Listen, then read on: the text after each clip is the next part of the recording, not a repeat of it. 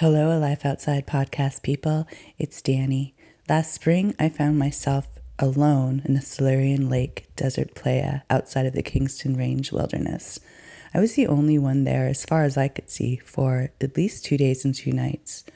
I'd gotten some kind of sad news, so I wasn't feeling it that much, but I knew that I should take advantage of being in such a beautiful place, so I did my best to enjoy my first sunset. It was really nice to be in an area that was finally free of wind, mild, and warmer.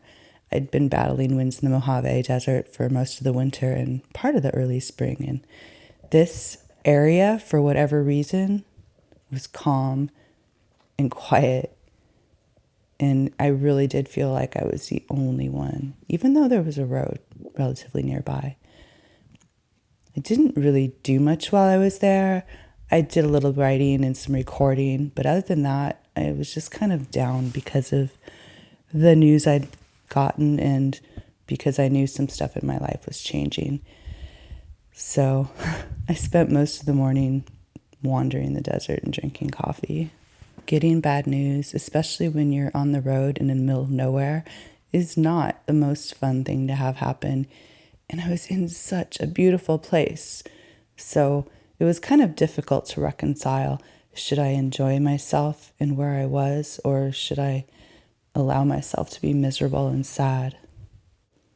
Even though I was really heartbroken and confused, I knew that it was probably the best thing, and being where I was, I suppose, wasn't the worst thing because it was so beautiful. The sunrise and the sunsets were phenomenal. So I made the best of it. I embraced the fact that I had answers now and that I could move on with my life and figure out a new path because it was very clear that the one I'd been taking wasn't working. So I guess if you have to get bad news or get heartbroken on a trip, a place like this isn't the worst place to be. If you're ever in the area, it's north of Baker, California.